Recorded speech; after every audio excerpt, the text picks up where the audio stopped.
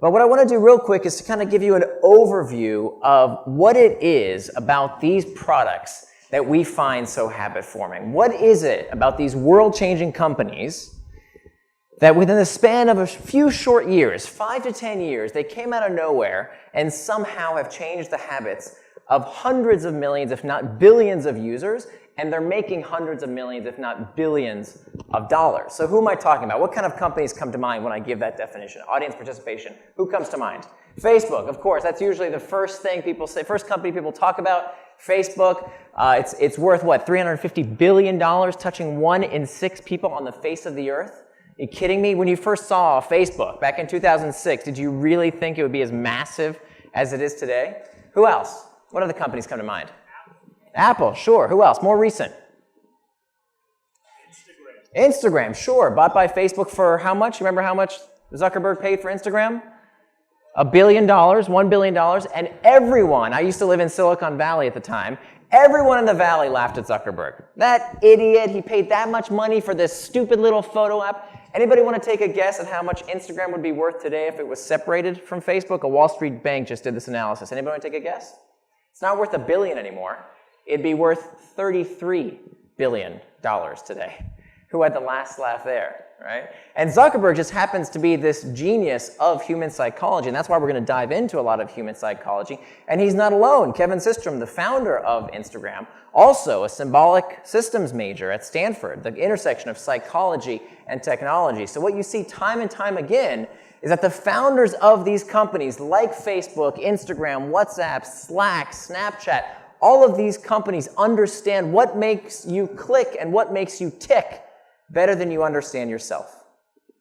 And what they have all done, whether it's in the enterprise space or in the consumer web space, many of the examples you see today are going to be from consumer web, but they apply just as much to companies in the enterprise like Slack, GitHub, Stack Overflow, companies that Salesforce. All of these companies follow the same basic pattern. These habit-forming products embedded within the UX of these companies is a hook. A hook is a design experience that connects the user's problem with your product with enough frequency to form a habit. I'll say that one more time. It's an experience that connects the user's problem with your product with enough frequency to form a habit. Now, what is a habit? Let's get our definitions clear. A habit is a behavior done with little or no conscious thought. That's all it is. It's not an addiction, right? We're not creating addictive products. We're creating habit-forming products. Habits are simply behaviors done with little or no conscious thought. And I don't teach Facebook and Zynga and Instagram and WhatsApp and Slack these techniques because they already know how to use them. What I do is teach everybody else, is teach the companies that are trying to benefit users' lives by helping them save money, exercise more, connect with colleagues, be more productive. All of these realms require habit-forming products so that the product can show its true potential. I can't tell you how many companies I work with that the founders are the most beautiful people. They have the best of intentions. They want their users to do all these wonderful things for their lives if they would fucking use the product. And they don't. And that's what kills me. That's why I do the work that I do. I'm not here to teach Facebook and Instagram and Google how to do this stuff. They already know. I'm here to teach all of you, people who are building products that could really improve people's lives if they only stayed engaged. So I'm going to teach you in these few short minutes how to build your hook. Sound good? We in the right place? All right, terrific. Here's how we do it. Every hook starts with a trigger. A trigger tells the user what to do next. Now, there are 2 types of triggers.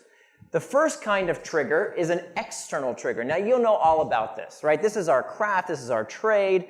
We know all about these external triggers. External triggers are things that tell the user what to do, where the information is inside the trigger itself.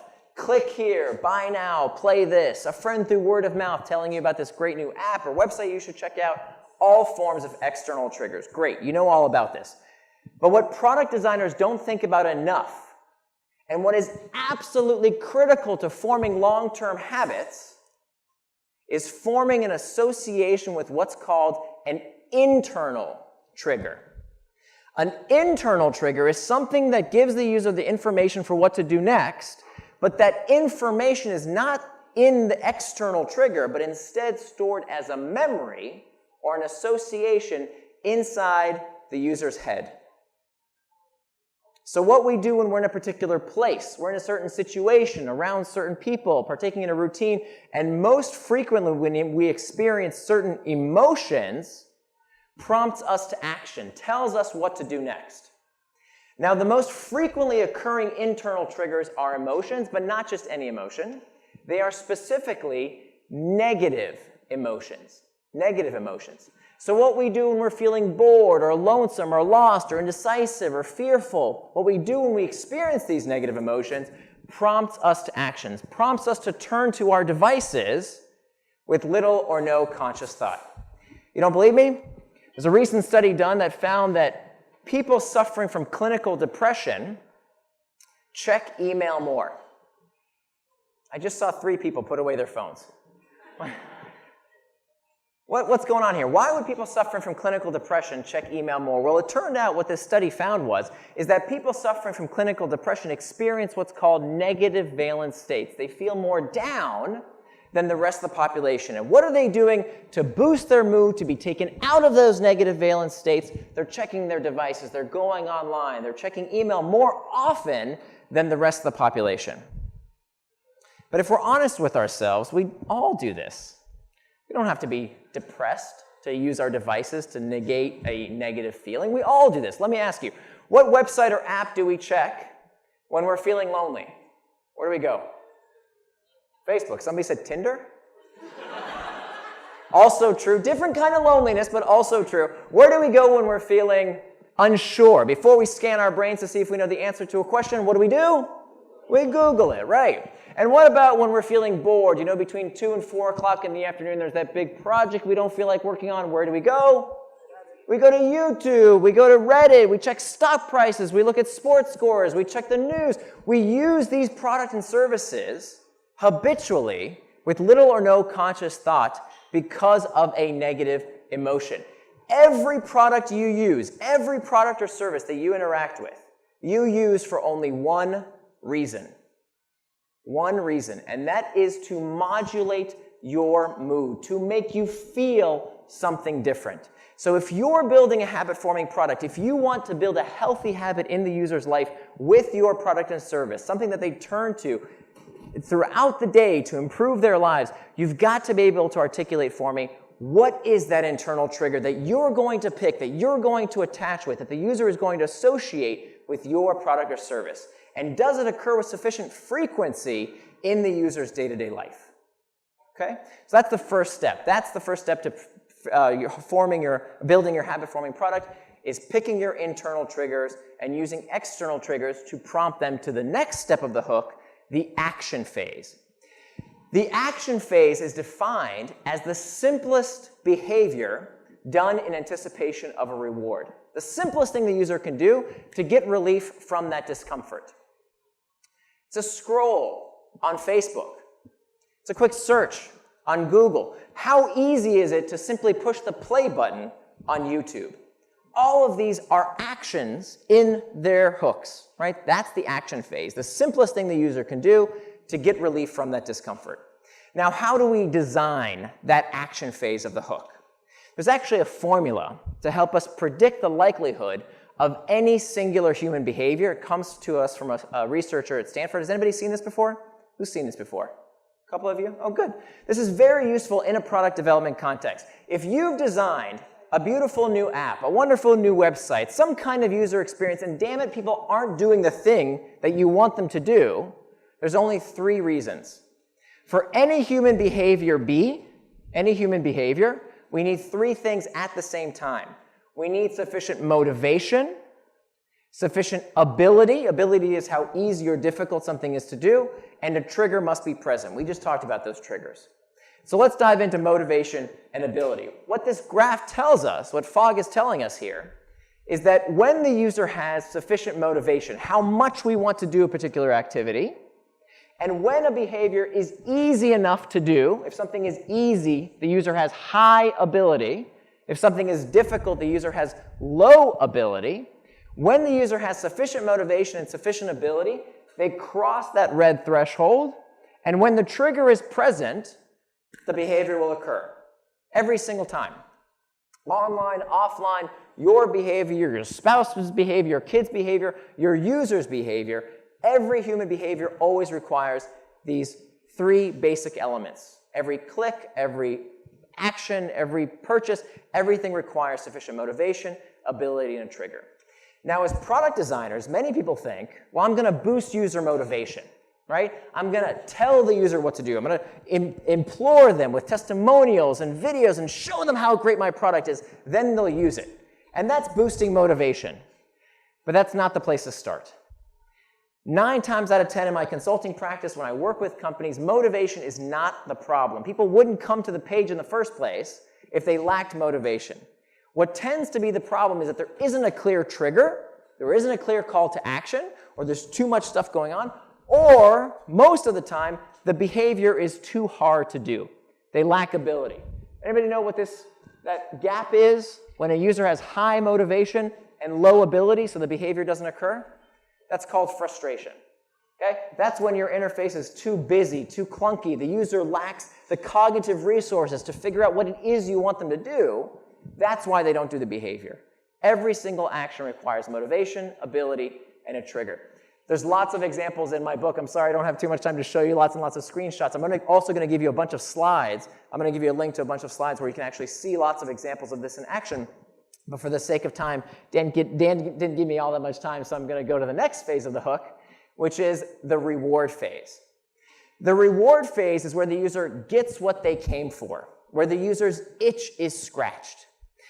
Now, when we talk about rewards, we have to talk about the brain, and in particular, an area of the brain called the nucleus accumbens.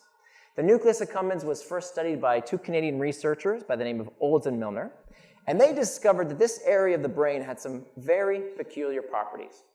When they attached electrodes to the brains of lab animals, and they allowed these lab animals to push on a little lever that sent an electrical shock to this part of the brain, they did so incessantly.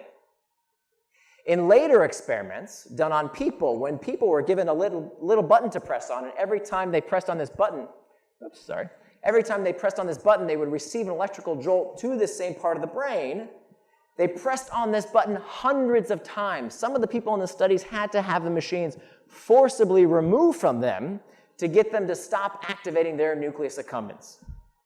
Now, today, we stimulate users' actions all the time, right? Your nucleus accumbens is stimulated every single day with things like junk food, luxury goods, sex, certain chemicals, and of course, right there in the center, our technologies. All of these products and services activate your nucleus accumbens every single day. Now, what Oved and Milner never knew is that they believed that the nucleus accumbens stimulated pleasure, right? That would make sense, right? Why else would lab animals and people incessantly activate this part of the brain if it wasn't because it felt good, right? Not exactly.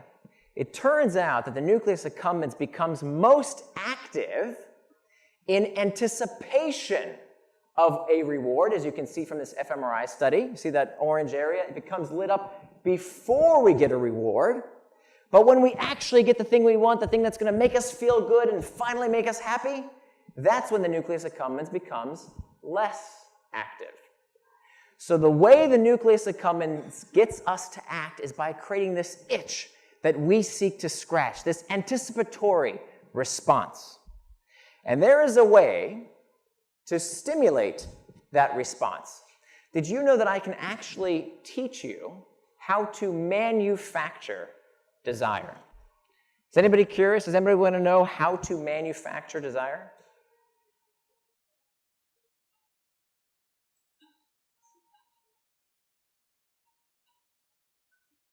I'm doing it to you right now. So that nervous laughter, when I waited for a minute or two, some of you got kind of antsy. Why did that guy stop talking? What's he going to do next? What's going on? I was creating this knowledge gap, this bit of uncertainty, this bit of mystery, which we know causes people to engage, causes people to focus, and it is highly habit-forming. It's called a variable reward. You might remember variable rewards from B.F. Skinner back in college, the father of operant conditioning. He did these very famous experiments where he took a pigeon, he put the pigeon in a little box, he gave the pigeon a disc to peck at, and every time the pigeon pecked at the disc, they would receive a little reward, a little food pellet. Well, at first, he found that he could train the pigeon to peck at the disc whenever the pigeon was hungry, right? But then Skinner started to run out of these food pellets. He literally didn't have enough of these little treats, and so he started giving the food pellets every once in a while. And what Skinner observed was that the rate of response, the number of times that these pigeons pecked at the disc, increased when the reward was given on a variable schedule of reinforcement. That happens because variability spikes activity in the nucleus accumbens, creating this desirous response. And so in all sorts of products, both online and off, that you find most engaging, most habit-forming, the things that capture your attention, you will find one or more of these three types of variable rewards. Rewards of the tribe, rewards of the hunt, and rewards of the self. Let me introduce these to you briefly. Rewards of the tribe are about social rewards, things that feel good, that have this element of variability, and come from other people. Okay? The search for empathetic joy, cooperation, competition, all of these things feel good and come from other people. Best example online is social media, right? When you open up the Facebook app, you're never quite sure what you're going to see, right? What did people post? What are the comments going to say? How many likes does something get? High amount of social variability, lots of variable rewards. The next type of variable reward is the reward of the hunt. The search for resources, material possessions, and in modern society, money and information. So when you think about the feed, right? Why is it that everything has a feed these days? Didn't used to, right? Today, everything, enterprise products and consumer web products, everything has a feed. Why is that? Well, let's take an app like LinkedIn or Twitter or Instagram. You open up one of these apps, and maybe the first thing isn't interesting. And maybe the second thing isn't all that interesting. So what do you keep doing? Maybe the third or fourth thing will be interesting. So what do you have to keep doing? You have to keep scrolling. And that scrolling and scrolling uses the exact same psychology as pulling on a slot machine. Constantly searching for the next type of variable rewards of the hunt, the next information reward. And finally, rewards of the self. Rewards of the self are things that feel good, that have this element of variability, but don't come from other people and aren't about the search for material or information rewards. These are things that feel good in and of themselves. They're intrinsically pleasurable. It's about the search for mastery, consistency, competency, and control. Best example online is gameplay. When people play Angry Birds or Candy Crush or any number of other games online, they're not really winning anything in terms of material possessions. They're not even playing with other people, but there's something fun about getting to the next level, the next accomplishment, the next achievement. Okay? And I know everybody here is a very serious product designer, business person. None of you play these games. Maybe. But if you're anything like me, you play this game every day. Your inbox. Does that look familiar? This is the mother of habit-forming technology. Right? We have this need to check our unread messages, to finish the to-dos on the to-do list, or the thing that always gets me is that one app notification that I have to open to clear it away. Those are all examples of variable rewards of the self, the search for mastery, consistency, competency, and control. Now, the point of the variable reward phase is to give the user what they came for, to scratch the user's itch, right? This is what we do for a living. We solve people's problems, but to leave a bit of uncertainty, a bit of mystery around what they might find the next time they engage with the product. Which brings me to the last step of the hook and my favorite phase of the hook, the investment phase, because I think it's the one that companies don't utilize enough. The investment phase is where the customer, the user, puts something into the product in anticipation of a future benefit, some kind of future reward. Now, the point of the investment phase is to increase the likelihood of the next pass through the hook. And it does this in two ways. The first way that the investment increases the likelihood of the next pass is by loading the next trigger. by loading the next trigger. This is something that the user does to bring themselves back. Let me show you an example. When you use Slack or WhatsApp, for example, or any other messaging service for that matter, when you send someone a message, you are loading the next trigger because you're likely to get a reply. And that reply comes with, what's that meatball an example of, that notification? That notification is an example of an external trigger that brings you through the hook once again. Okay? So it's not some piece of spammy marketing messaging that you sent the user. It's something that I did to bring myself back. The second way that investments increase the likelihood of the next pass through the hook is by storing value. Storing value is a really big deal. Storing value is why I love working in technology as opposed to working with physical goods, because if you think about it, everything made out of atoms, right? Everything in the physical world depreciates with wear and tear. It loses value the more we use it, right? These chairs, these tables, my clothing, everything in the material world, the more we use it, the less valuable it becomes. It depreciates. But habit-forming technologies do the opposite.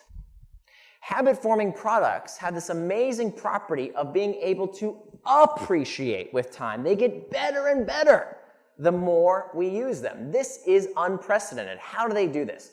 The more content we put into a site, like Google Drive or Dropbox, for example, the better it becomes as my one and only cloud storage solution.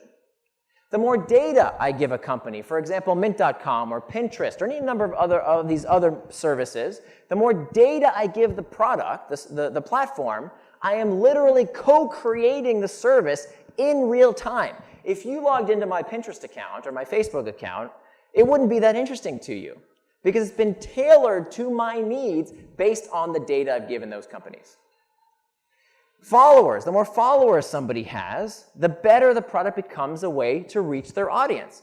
So if tomorrow Twitter were to say, hey, look, Twitter's no longer free.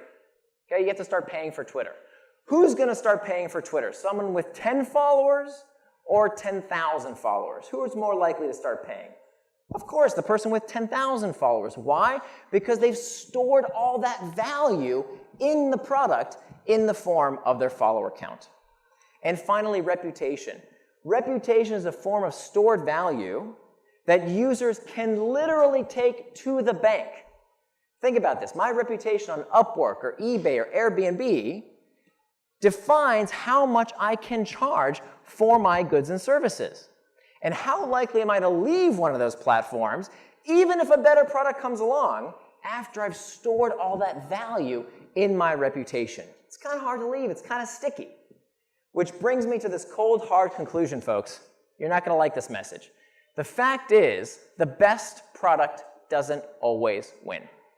I know we are told in design school and you know, by your CEOs, if we just make the best product, if we just have the best technology, we'll win. And that's not true. Silicon Valley graveyards are full of companies that had the best technology. It's not the best technology that wins. It's the company that can capture the monopoly of the mind, the first-to-mind solution. That's the company that captures the market. And the way we do that is by designing within our products these hooks, these 4 steps of a trigger, an action, a reward, and investment with successive cycles. This is how we change consumer preferences. This is how our tastes are formed and how our habits take hold. Now, before I take some questions, some of you are thinking to yourself, ew, this feels dirty, right? Is this ethical? Is this kosher? Is this all right to do to people? To use their hidden psychology to change their behaviors? And if you had that reaction, I say bravo. That is exactly the right response. We need to consider what our responsibility is in applying these techniques, because what we do for a living as designers, all design is behavioral design. And anytime we are changing people's behaviors to meet our ends in mind, we have a special ethical responsibility. Now, what I hope we can do with this is to use these techniques for good. Like I said, I don't teach these techniques to the big companies that manipulate our behavior, the usual suspects like Facebook and Twitter and Instagram and WhatsApp. They already know these techniques. I think we can use these techniques for good. And so what I seek to do is to look to invest in, mentor, and work with companies that are using habit-forming technologies to build the change that they want to see in the world. And with that, thank you very much.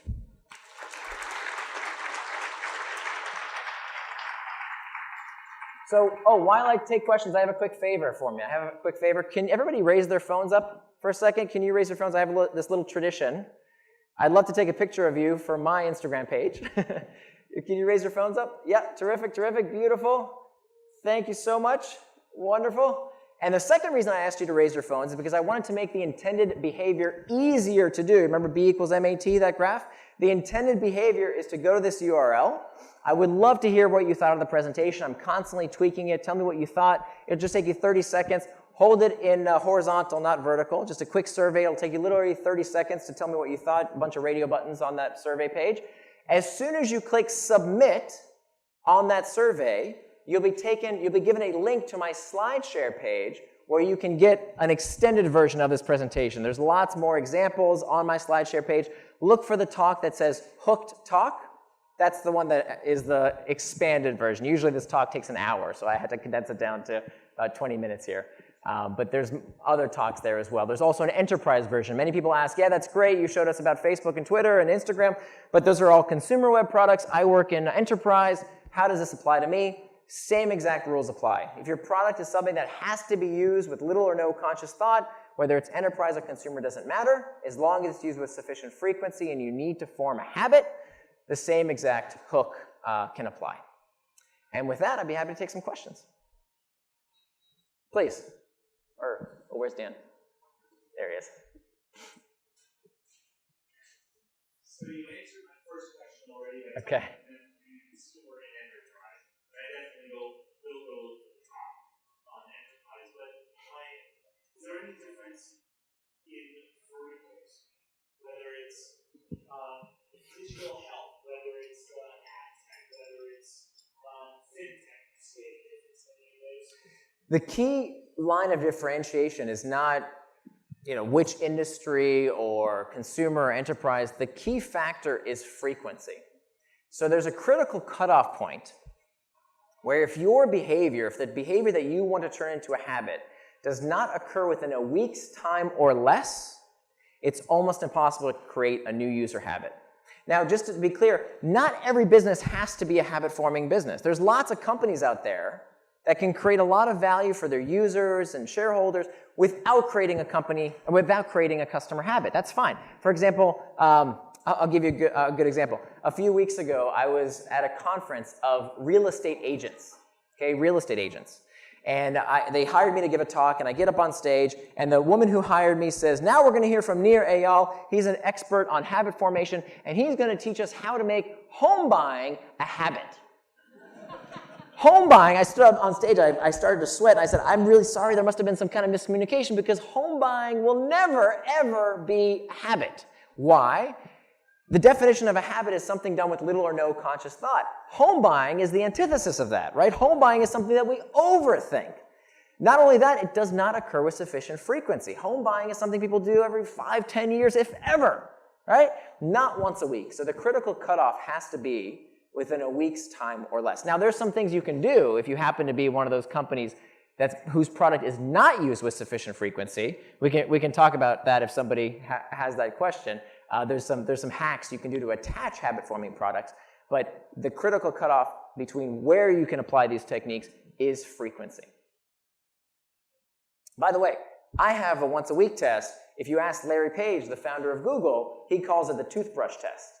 He wants every product that Google touches, or Alphabet touches, to be something that's used the same frequency as a toothbrush, twice a day, at least.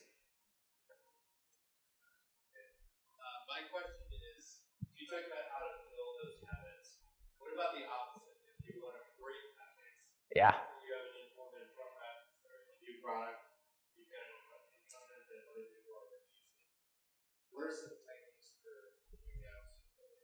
Yeah, thank you. So habits are great if you own the habit, right? It's a huge competitive advantage. If you think about, let's do a quick show of hands here. How many of you searched with Google in the past 24 hours? Who searched with Google? Okay, look around the room. How many of you searched with Bing, the number 2 search engine? How many people searched with Bing in the past 24 hours? I have one Microsoft employee in the back. What's the deal? Everybody here searched with Google. One person searched with Bing. Why is that? Is that because Google is just so much better? Those geniuses in Mountain View have just figured out the ultimate algorithm and nobody else can figure it out? No. It turns out in head-to-head comparisons, when third-party studies have shown the search results between Bing and Google, there's a 50-50 preference split. 50-50 preference split between the two. And yet, Google has such dominant market share. Why? It's not because the product is better. It's because we do it out of habit. We don't ask ourselves, hey, is Google the best search engine? No, we just Google it. That's where a habit is a huge competitive advantage. So this gentleman's question is very apt. What do you do if you're Bing, right? What do you do if you're a startup that's trying to capture somebody else's habit? There are 4 ways to capture the competition's customer habit. 4 ways. The first way is to increase velocity through the hook. If you can be the company that sends people through the hook faster than the incumbent, that's where you stand a chance. Let me give you a case study.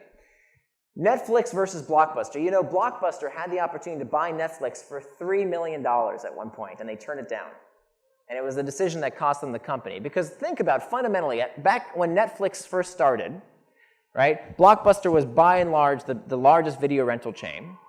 Think about how quickly you could get through the 4 steps of each company's hook, right? Let's say you came home from work, the internal trigger is fatigue, it's at the end of the day, you just want to sit down and relax and watch a video, right? Back in the Blockbuster days, you'd have to go get in your car, drive to the store, see what they had in stock, stand in line, take out your card, pay for it, get back in the car, go back home, and put the DVD in the DVD player. Okay? I probably missed a few steps there as well. Now, Netflix at the time, this was before Netflix did streaming. Remember what Netflix used to do? Remember those red envelopes they used to send you? Right? And you had a queue of 10 different movies that you'd be fine watching, and they just sent you whatever was in your queue. Do you guys remember those days? Not that long ago. So you'd come home from work, same scenario. You could either go to Blockbuster or, oh, there's the red envelope. Just pop it in. So how quickly did you get relief from your discomfort? Much, much faster, right? So that's tactic number 1, velocity through the hook. Tactic number 2 to capture the competition's customer habit is frequency of you passing through the hook. So if you could be the company that sends people through the 4 steps of the hook more often throughout their day, first was velocity, second is frequency throughout the day, that's where you have another opportunity. Now this tends to happen when there's an interface change. So as we went from desktops to laptops to mobile devices to wearables and now to this voice interface, every time there's an interface change, it's because technology is becoming smaller and more ubiquitous. So that's where there's a room to disrupt the incumbents. If you can be the company that masters that habit on a new interface that users engage with more often throughout their day, because they're with their devices, that's where there's an opportunity. That's where there's a window to beat the competition, right? So a good example there is what we talked about earlier with Instagram. At the time, Facebook was a desktop-first company, and Instagram was a mobile-first company. Same basic habit, right? But Facebook had to pay up, and of course they consider Snapchat a competitive threat as well, because of how it's built for that mobile interface. Now there's another golden opportunity with the voice interface. So the Amazon Echo with Alexa, or the Google Home, or Microsoft Cortana and Siri. Now there's this new interface where habits become even more important because now there's no interface at all. There's nowhere to put those external triggers. So if you're not something that people remember to ask for from Alexa, you might as well not exist. Just like if you're not on the home screen of someone's phone, you don't matter, right? You have to be a habit or you don't exist. So number 1 is frequency. Number 1 is velocity. Number 2 is frequency through the hook. Number 3 is if you can be the company that makes the reward more rewarding. If you can make the kind of product that isn't just a little bit better. The stats show us there was a Harvard Business Review study that found that new products have to be 9 times better to get someone to switch, right? To stop their habit of using the competitor's product. So that's the third way. If you can make that reward phase 9 times better, substantially better, that's one way you can stop this inertia of people continuing their existing habit. And then the last way, the fourth way to capture the competition's customer habit is easy entry into the hook, okay? Good case study here is a few years ago, the #1 enterprise software in the world was Microsoft Office. It no longer is. Does anybody know who the #1 enterprise software in the world is today? Google Docs. Google Docs is the most widely used enterprise software in the world. How did that happen? Well, when Google Docs first launched, it can do 10% of what Microsoft Office can do, but it had a few amazing features. No software, it was all in the cloud, right? And it was free. So if you were a college student that just needed a word processor, right? Or a startup that needed some kind of spreadsheet, you could either go get a clunky software and install the disks with Microsoft Office, or you could start using this pared down, easy to use version of Google Docs right away. And once you got into into Google Docs' hook, now they got you. Right? So they weren't really interested about people who were, already habituated with Microsoft Office. They were going for the people who were looking for their first spreadsheet, their first word processor. Okay? So those are the 4 ways. Velocity, frequency, make the reward more rewarding, or easier entry into the hook. Those are your 4 opportunities. Where's Dan? There he is. More questions?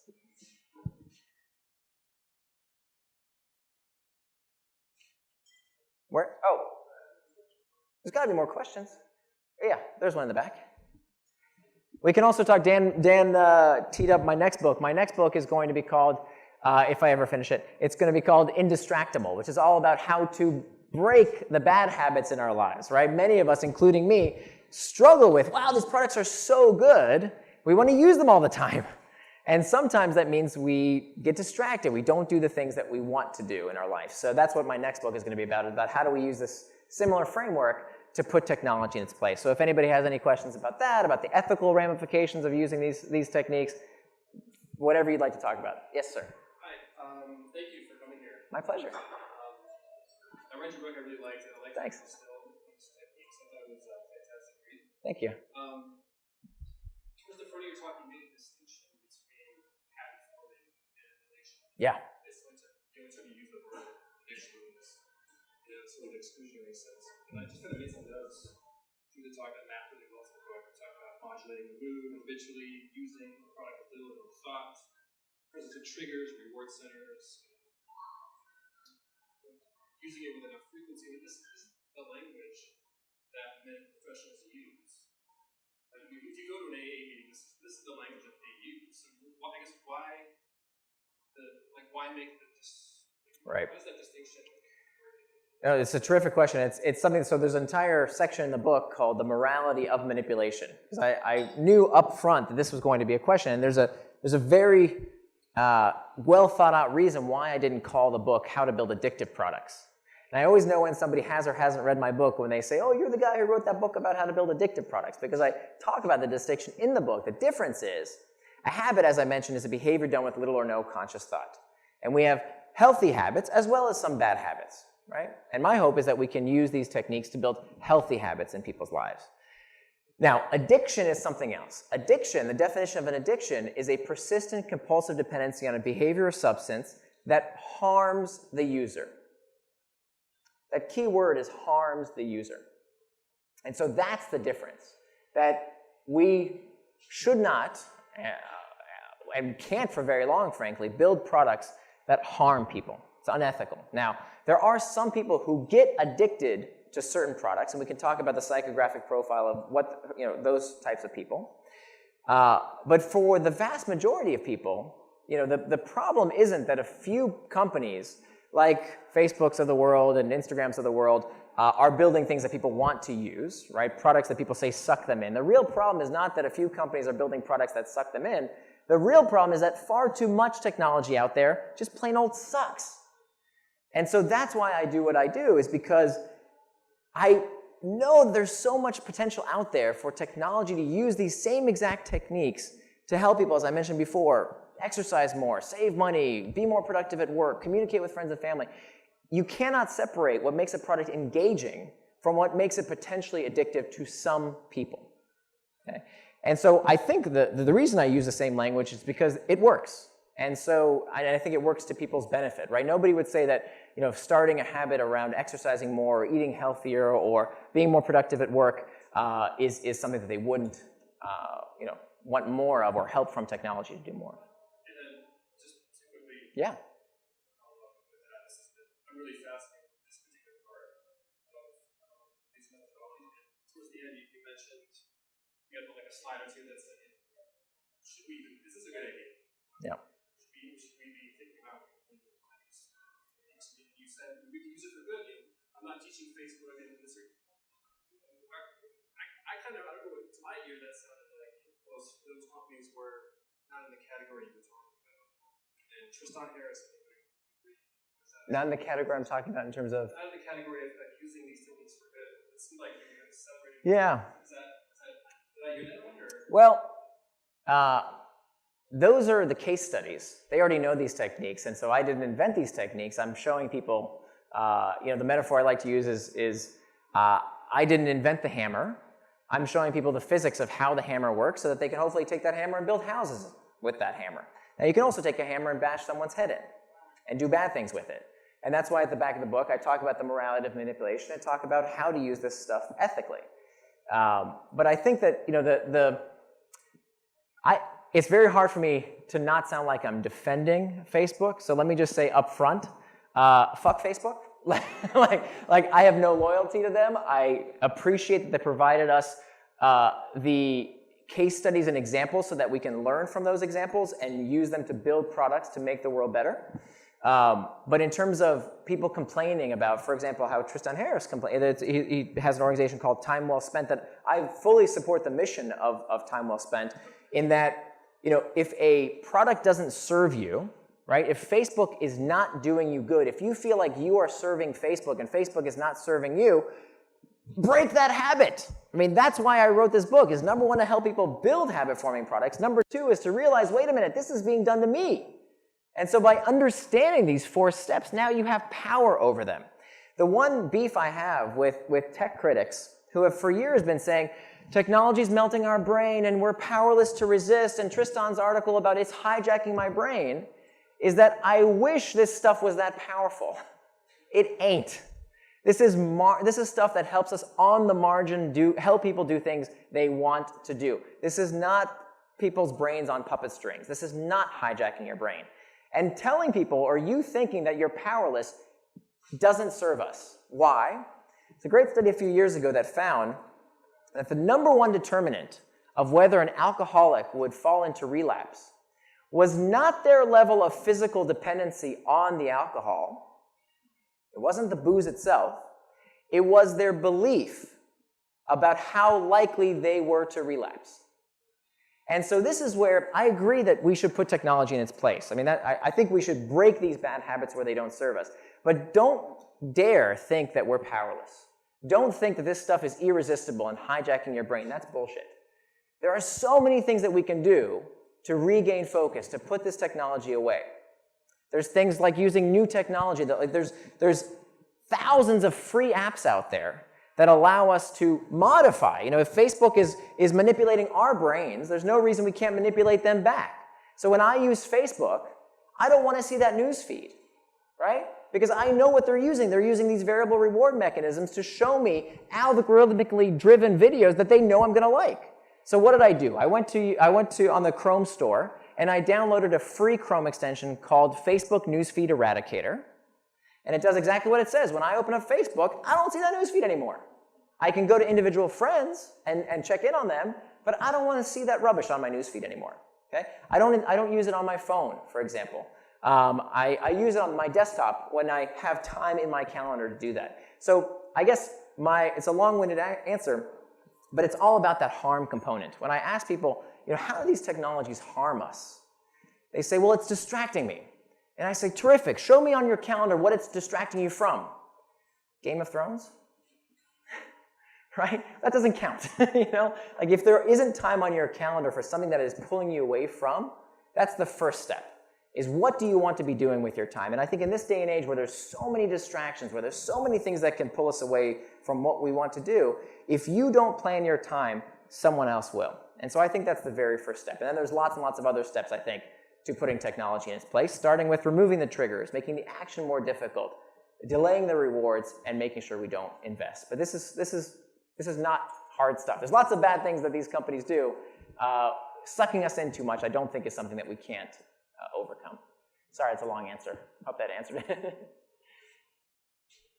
Close out on school.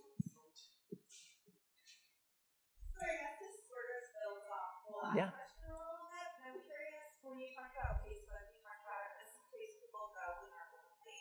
And I know that, like, there's also, though, from my understanding, that studies that show people get more depressed after being on Facebook. They see all these great things going on in people's lives. So I'm wondering if the long term actually has the opposite effect. If it's going to lose its efficacy over time in terms of being addicted. Yeah. And also if it is actually causing some harm. Yeah. So this is exactly the point. I think if you harm people with a product, you know what they do? They stop using it, right? After a while, people say, this makes me feel like rubbish. I don't want to keep using this. And so I think that's going to be Facebook's biggest problem in the next decade, is if it doesn't make people feel good, they'll stop using it. The reward stops being rewarding. And I think we're already seeing this, right? We're already seeing the fact that we're having this conversation. We've all felt that icky feeling of, oh, God, I just wasted all this time watching another Netflix episode, or spending too much time on Instagram, or checking my stupid email when I was supposed to be doing a big project. The fact that we are cognizant of this is a good thing. This is the first step to putting this stuff in its place. So I think that's fantastic. This always happens. By the way, this happens after every technological revolution, right? We had the agricultural revolution. It gave us more food than we know what to do with. This is the first time in history that more people die of excess food than not enough food, okay? That's the first time in history that happened. After the Industrial Revolution, we got cars, we got combustion engines, we got airplanes, and now we have pollution.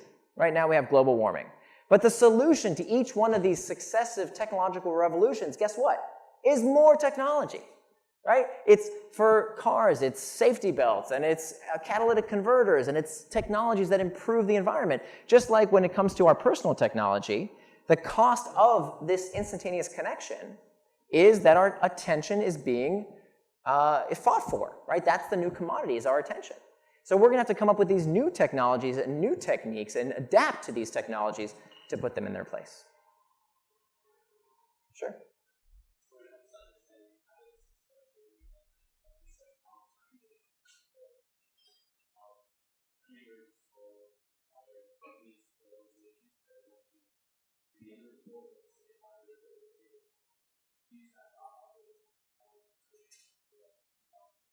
So, I'm sorry, your question is, how do you cater to that audience to build?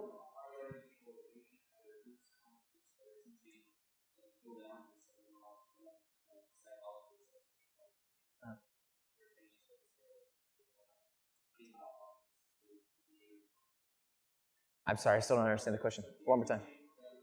Teaching younger people? Uh-huh. Who are teaching psychology?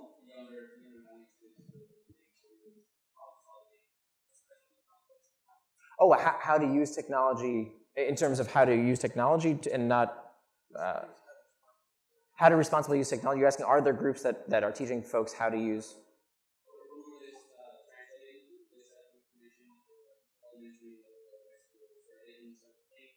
Right. Right. So I think that when it comes to, there are many people in society that are what we call a protected class. And I think children are one of those protected classes. It would be ridiculous, I think most people would agree, that it's not a responsible thing to do to put a toddler in front of a television set and let them watch TV for hours on end, right? That's not a very responsible thing for a parent to do. It's also not a very responsible thing for a parent to let a kid on the open internet without supervision as well. So I think, no matter even the best products, my daughter uses many educational apps that help teach her mathematics and all kinds of other things. I'm not going to let her use those unsupervised for hours on end, right? I want her to have other things in her life that she does.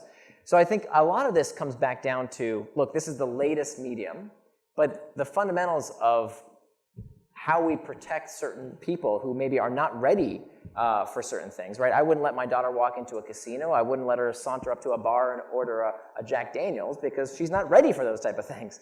And I think the same applies to technology. There are certain technologies, certain products and services that certain protected classes should not be exposed to or should be exposed to only under supervision. Great. I'll stick around, by the way. If anybody has any other questions, I'll be up here if I didn't get you. Oh, one quick thing. If I didn't get to your question or you have a specific question about your startup, every week I do office hours, so you can call me up in 15-minute increments every week. If you go to my website, nirandfar.com, if you have a specific question about a habit-forming product you're trying to build and we didn't get a chance to talk tonight, you can book time there. It's totally free. I do it every week, and I'd be happy to chat with you. Thanks.